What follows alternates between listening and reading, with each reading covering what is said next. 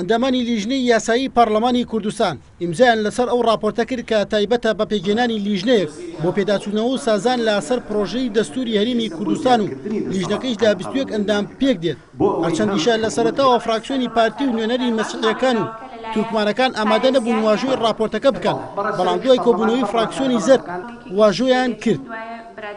راپۆرتی ئامادەکردنی پرۆژەی دەستور بۆ خستنە ڕاپرسی ئێمە خۆمان 11 کەسین، واتە 6 واژۆ بە معنای نیسابی قانونی تەواو بووە، ئەتوانرێ ئێستا راپۆرتەکە بەرز بکرێتەوە بۆ سەرۆکایەتی پەرلەمان، بەڵام لە بەرەوەی پرسی دەستور پرسێکی نیشتیمانیە ئێمە پێمان خۆشە بە تەوافقی هەموو لایەنەکان بێ 4 مانگی چاوەڕێ ئەو تەوافقاکەین و لە بەرەوەی گەشتبینین بۆی کە ئەو لایەنانەی کە ئیمزاشیان نەکردووە ئیمزای بکەن، بۆیە ئیمڕۆ راپۆرتەکە بە ئیمزاکراوی لە لیژنە ماوەتەوانێت چاوەڕێکین ئەوانیش ئیمزای.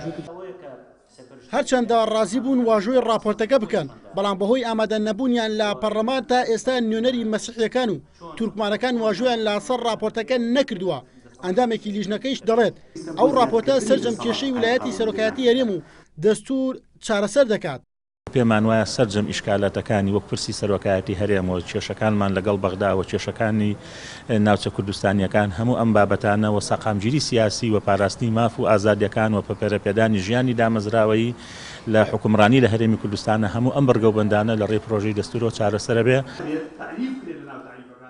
ماوەی 4 مانگا راپۆرتی پێداچوونەوە و ئامادەکردنی پرۆژەی دەستور لە پەرلەماندا خوێندنەوەی یەکەمی بۆ کراوە و ئاراستەی لیژنەی یاسایی کراوە، بەڵام لەو کاتەوە تا ئێستا ئەو لیژنەیە راپۆرتەکەیان بەرز نەکردوێتەوە بۆ سەرۆکایەتی پەرلەمان و سەرۆکی لیژنەی یاساییش لە پەرلەمانی کوردستان دەڵێ دوای واژۆکردنی نوێنەری مەسیحیەکان و تورکمانەکان لەسەر راپۆرتەکە ئاراستەی سەرۆکایەتی پەرلەمانی کوردستانی دەکەن.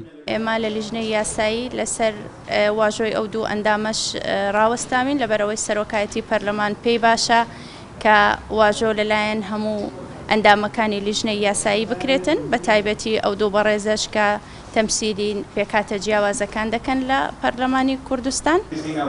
راپۆرتەکە کار بۆ ئامادەکردنی ڕۆژنووسی دەستور دەکات.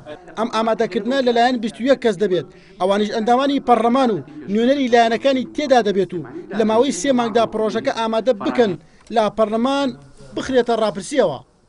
هێژقادر NRT هەولێر.